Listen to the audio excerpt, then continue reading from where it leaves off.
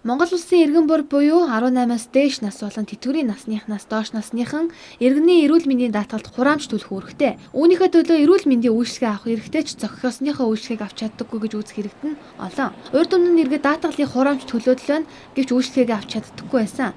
Харин 2010 оноос эхлэн сард 36 мянган төгрөгийн эмнэлгийн үзлэг онцлогоо хийх эрх мөн хөнгөлөлтэй үнээр ийм худалдан авах боломж хүртсэн. Гэвч 36 мянган төгрөгийн үзлэг онцлогоонд хэдхэн нэр төрлийн үйлчилгээ байдаг учраас иргэдэд төдийлөн үр дүнгүй байна гэж үзэж байгаа юм а. Тэгвэл одоо иргэний эрүүл мэндийн даатгалын тухай хууль нь шинжилэл шаардагдаж байна. Энэ хууль нь анх 1993 онд батлагдаж үүнээс хойш нийт 9 удаагийн нэмэлт өөрчлөлт оруулж нэг удаа шинжилэн найруулсан байдаг. Харин хамгийн сүүлд буюу 2006 онд хууль нь нэмэлт өөрчлөлт оруулжээ. Хэдийгээр ингэж нэмэлт өөрчлөлт оруулж байсан ч тухайн цаг үеийнхээ нөхцөл байдал тохирсноос бус эрүүл мэндийн даатгалын тогтолцоонд бүрэн өөрчлөлт авчирч чадаагүй юм а. Харин өнөө үед энэ хуулийг шинжлэх шаардлага тулгамдаад байгаа юм а. Тэгвэл ирэх намрын чуулганаар хуулийн шинжилсэн найруулгыг өргөн барихаар болж хилцүүлэхээр болжээ. Хуулийн шинжилгээ агуулга маань үндсэндээ юун дээр одоо тулгуурлаж байгаа нөхөр ерөөсөө л одоо хэдийн эрүүл мэндийн даатгал одоо хүмүүс шимтгэлээ төлөөд байгаа мөртлөө хувь хүнээс гарч байгаа тэр одоо өөрө карманаасаа төлж байгаа төлбөрийн хэмжээ бол өндөр байна. Ялангуяа эмэн дээр за эмнэлэгт очиод эмнэлэг хэвтгэд одоо даатгалтаа эрүүл мэндийн даатгалын гэрчлэгийг үзүүлээд байгаа мөртлөө мөнгө төлдөг.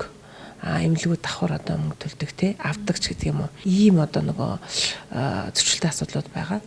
За тэгэхээр энэ хуулийн шинжилэл маань энэ одоо асуудлыг бас гол нь шийдвэрлэх зорилготой. Хэрэв шинжилсэн найруулга батлагдчихвал иргэд өөрсдөө эрүүл мэндийн даатгалын цангаа захиран зарцуулдаг тогтолцоо бүрднэ. Нөгөө тэгүр үнийг багц хууль гэж үзэж болно. Учир нь иргэд сар бүр 36 мянган төгрөгийн үзлэг онцлогоо хийлгэхэд хэдхэн нэр төрлийн үйлчлэгийг авдаг байсан бол шинжилсэн найруулгын хүрээнд хамгийн хэрэгцээтэй гэж болох нэр төрлийн шинжилгээнүүдийг өгдөг болох боломж өртнэ. Мөн даатгалын дэвтэр цахим хэлбэр шилжиж даатгуулагчийн мэдээлэл цахим бүртгэлд орох боломжтой байна.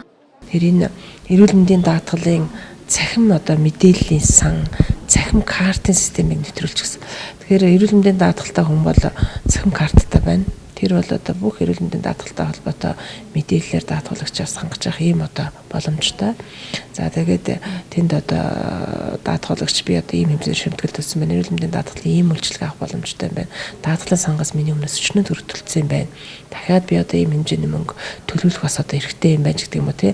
Ингээд даатгуулагч өөрөө тэр цахим картаар мэдээлэл аваад ингээд явах юм бол даатгалынхаа харилцаанд шууд оролцоод эрүүл мэндийн даатгалын ач тусаа мэдээтэй тэгээд миний одоо төлсөн шимтгэл ийм юмд зарцуулагдаад байна шүү гэдэг энэ мэдээлэл өөрөө шууд авахын боломж нь бол бүрдэх ийм асуудал байж байгаа. Даатгалын тогтолцооны алдаатай бодлогоос олж өдийг хүртэл иргэд эрүүл мэндийн даатгал шүүмжлэлтэй хандаж ирсэн. Харин өнгөрсөн жилээс эхлүүлэн эмнэлгийн зарим үзлэг онцлогоог хийлгэх болсон. Мөн хөнгөлөлтэй үнээр ийм худалдан авдаг болсон гэдэг асуудлуудыг зөвхөн гал унтраах зорилготой ажил гэж үзэж байгаа бөгөөд хүн болгон сар бүр шинжилгээ хийлгээд байна гэж байхгүй учраас тухайн жилдээ эрүүл мэндийн үйлчилгээ аваагүй даатгал төлсөн мөнгөө барууны орнуудын даатгалын тогтолцоо шиг эргүүлэн авдаг болох шаардлагатай гэж үзэх хүмүүс олонтой байна.